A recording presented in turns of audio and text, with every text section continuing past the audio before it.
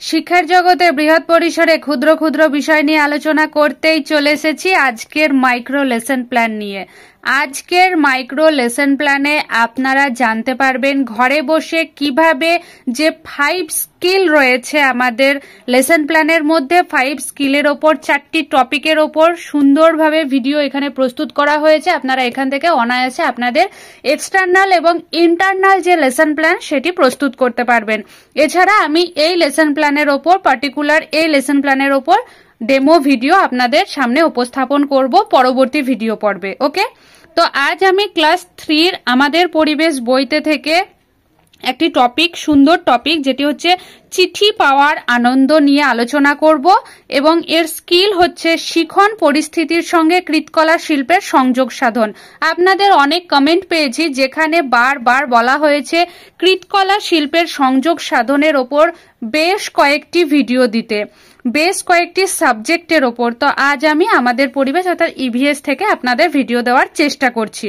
তো এই স্কিলের ওপর যে 4টি কম্পোনেন্ট হয় সেগুলি আগে আপনাদের সঙ্গে ডিসকাশন করে নিই।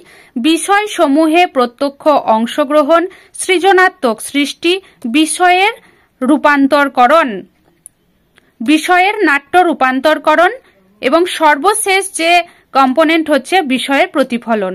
তো এখানে প্রত্যেক দিনের মতো এখানে প্রত্যেকটি লেসন প্ল্যানের যে স্ট্রাকচার হয়, শিক্ষিকার কাজ, শিক্ষার্থীর কাজ, আচরণাঙ্গ, সেই স্ট্রাকচার দেওয়ার পর প্রথমেই যেটি করা হয় 5 থেকে 7 মিনিটের এই মাইক্রো লেসন প্ল্যানের প্রথমেই যেটি করা হয়, শিক্ষিকা শ্রেণীতে প্রবেশ করার পর শিক্ষার্থীদের সঙ্গে কুশল বিনিময় করবে। আপনি যদি মনে করেন ওয়েস্ট বেঙ্গল প্রাইমারি টেট ইন্টারভিউয়ের ক্ষেত্রে ডেমো ক্লাস হিসেবে এই টপিকটিকে বেছে নিতে পারেন, তো এখান থেকে আপনি সুন্দরভাবে ধারণা নিতে পারেন। ওকে, কুশল বিনিময় করার পর যেটি করবেন যে শিক্ষিকা পাঠের উপযোগী একটি পরিবেশ তৈরি করার জন্য কিছু প্রশ্ন উত্তর করবেন। তারপর বিষয় সম্পর্কিত টিএলএম দেখাবেন এবং সেই বিষয়ে কথা বলবেন।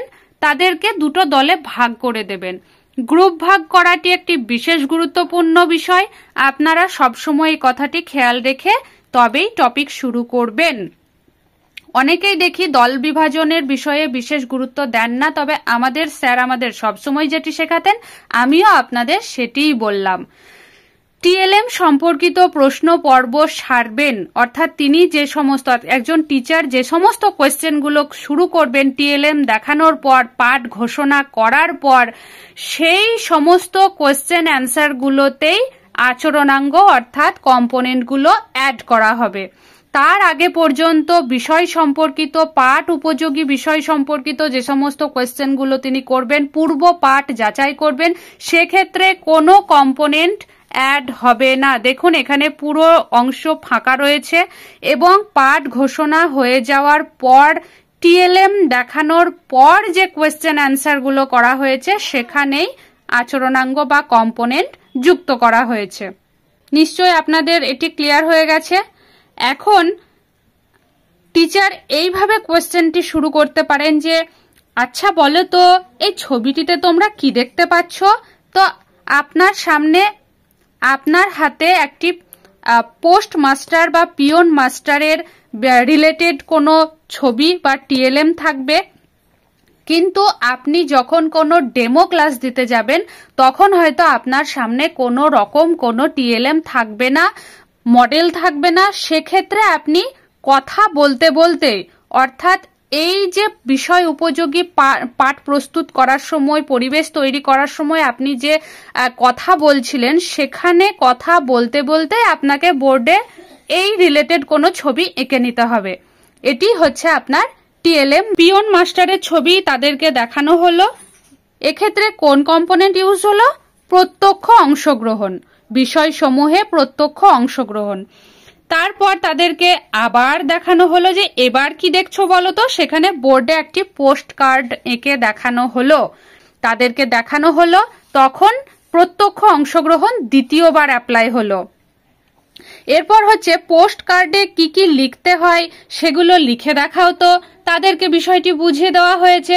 তাদেরকে একজনকে ডেকে নিয়ে এসে বলা হলো যে বোর্ডে লিখে দেখাও। তো তখন একজন এসে লিখে দেখালো। তাতে কি হলো? সৃজনাত্মক সৃষ্টি হলো। কোন কম্পোনেন্ট ইউজ হলো? সৃজনাত্মক সৃষ্টি। এই সৃজনাত্মক সৃষ্টি কখন অ্যাপ্লাই করা হয়?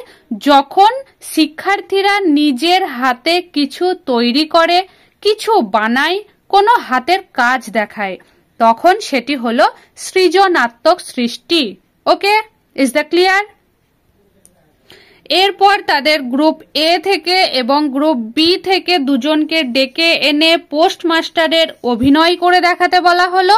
তাতে যে কম্পোনেন্টটি ইউজ হলো সেটি হচ্ছে নাট্য রূপান্তরকরণ, বিষয়ের নাট্য রূপান্তরকরণ, অর্থাৎ তারা নাট্য অভিনয় করে দেখালো।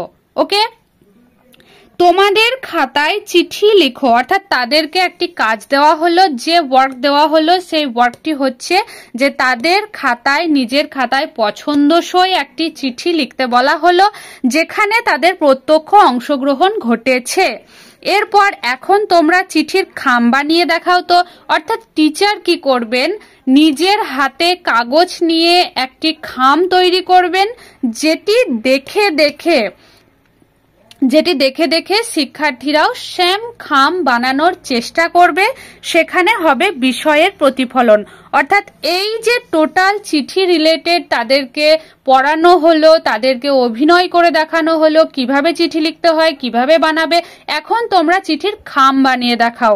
তো তাদেরকে নিজের হাতে যখন কোনো কাজ করিয়ে নেওয়া হলো, কিছু বানাতে দেওয়া হলো, সেখানে কি হলো? পুরো বিষয়ের প্রতিফলন স্বরূপ তারা চিঠির খাম বানাতে শিখে গেছে, তারা চিঠি লিখতে শিখে গেছে ইত্যাদি। তো এই হচ্ছে আজকের পাঠ। আপনাদের যদি কোনো বুঝতে অসুবিধা হয় অবশ্যই কমেন্ট করে জানাবেন। তো আজকের ভিডিও এতটুকুই। অন্যদিন আমি অন্য কিছু বিষয় নিয়ে আপনাদের সামনে উপস্থাপন করব এবং খুব শীঘ্রই এই lesson plan wise demo class আমি নিয়ে আসব। Stay with me. Thank you.